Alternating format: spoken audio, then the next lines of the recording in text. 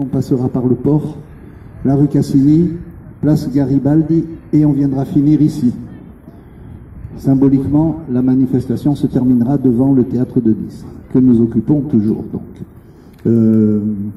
si vous voulez, pendant cette manifestation, il y aura une espèce de flash mob, une action visuelle spectaculaire, et ceux qui ont envie d'y participer, venez à midi ici, à cet endroit-là, et on fera une répétition de cette action.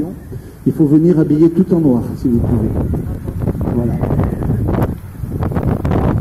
Bon, Teresa ne pourra pas participer. Ou en guest star, peut-être. Donc, ça, c'est pour samedi. Sinon, je profite aussi, une fois n'est pas coutume pour le dire en tout début d'Agora, nous avons toujours notre petite cagnotte orange, qui est là. Et si vous voulez participer et contribuer pour nous aider à acheter à manger, acheter des agrafes, des agrafeuses, du scotch, de quoi faire des banderoles, des t-shirts noirs, enfin voilà. Si vous voulez, vous pouvez mettre un petit peu de sous là-dedans, à la mesure de vos moyens, bien sûr. Bon alors, on va commencer cette agora qui a pour thème la destruction du théâtre de Nice, les destructions programmées, théâtre de Nice, Acropolis, les travaux à l'opéra, enfin, il y a beaucoup de choses qui se mettent en train là dans la ville de Nice, et on pose une question, quel avenir pour la politique culturelle de la ville de Nice? Voilà.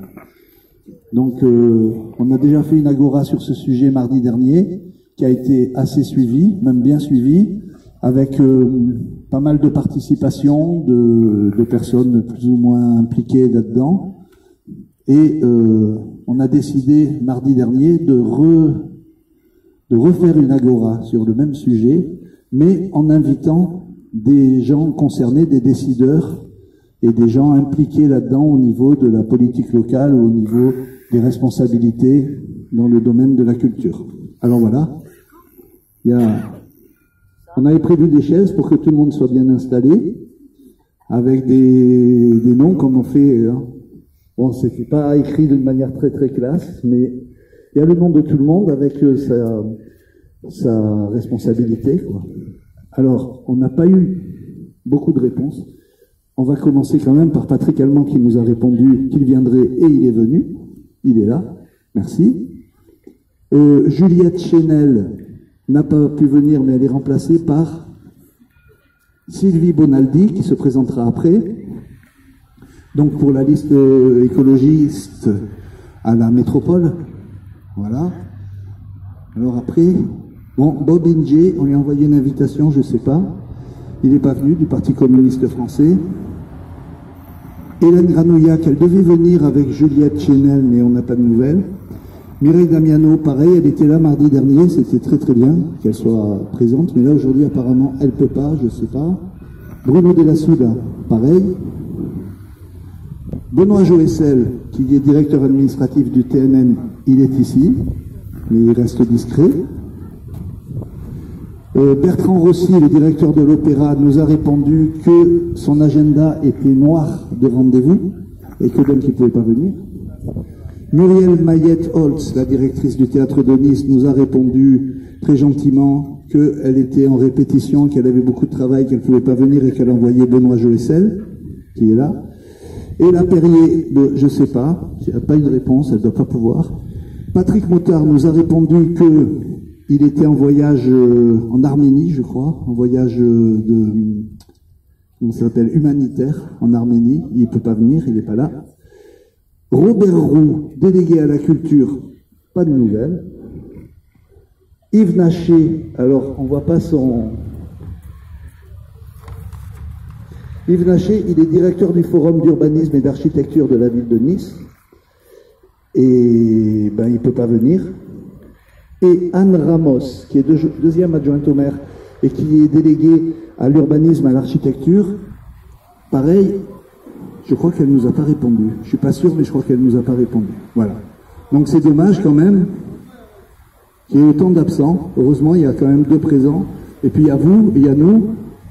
Et Donc il est question de parler, de revenir sur cette histoire qui est locale, hein, parce que notre mouvement au Théâtre de Nice, il est lié à un mouvement national, bien sûr, avec des revendications nationales, au premier rang desquelles le retrait de la réforme d'assurance chômage. Je répète, je rabâche.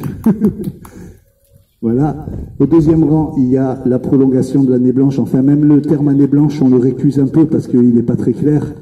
Nous, ce qu'on demande, c'est la prolongation d'1 an des droits après la période d'impossibilité de travailler, après la fin de période d'impossibilité de travailler. On demande aussi à ce que les droits sociaux soient respectés. Au premier rang, les congés maternité et les congés maladie. Il y a beaucoup de gens qui actuellement ne peuvent pas avoir de congés maternité et de congés maladie parmi les intermittents du spectacle, mais aussi parmi tous les précaires et les privés d'emploi. On demande aussi le rabaissement des seuils en nombre d'heures pour ouvrir des droits aux intermittents du spectacle et aux primo-entrants. Des mesures spécifiques pour les jeunes, pour les étudiants qui sont aussi touchés par ces interdictions, ces impossibilités de travailler. Bon voilà, il y a pas mal de revendications, il y en a d'autres que je dois oublier là.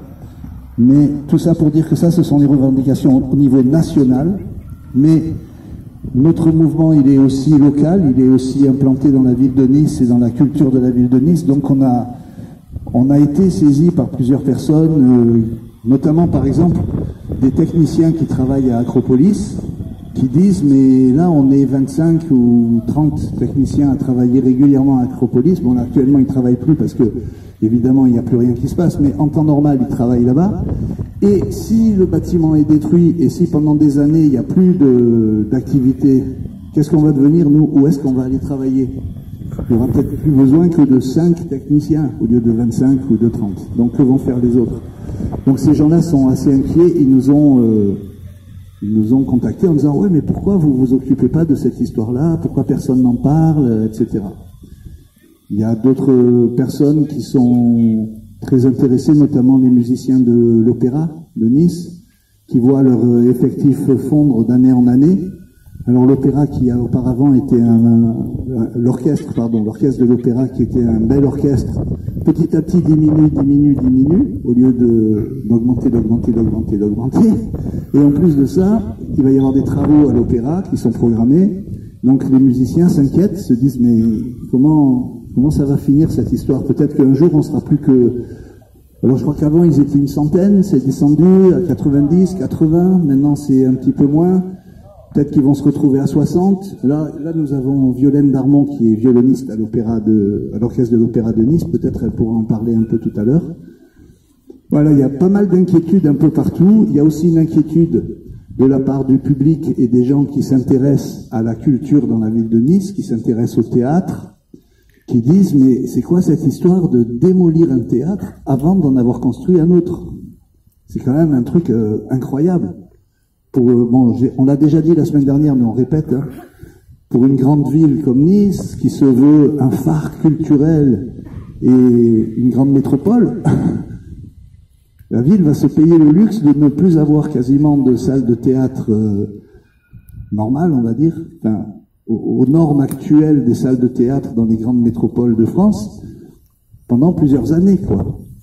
Donc ça, c'est assez inquiétant pour le public et puis pour le label national du théâtre de Nice.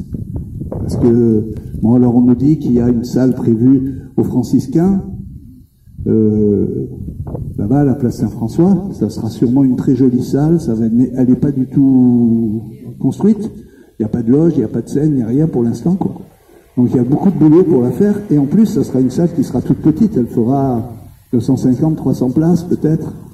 Alors, ça va être un bel équipement sûrement, mais ça va pas suffire pour accueillir des spectacles qui tournent dans toute la France, qui ont besoin de pouvoir entrer des grands décors et des choses comme ça, quoi. Enfin, sans compter qu'un théâtre, c'est pas seulement une salle de spectacle. C'est pas seulement ça, un théâtre, c'est un lieu de vie. On le dit souvent, on le répète, c'est la maison du peuple, le théâtre, en fait. C'est là où c'est peut-être un des premiers endroits de la démocratie. Parce que les gens viennent, réfléchissent, se posent des questions, aiment, n'aiment pas, discutent, rigolent, etc. est inconfortable.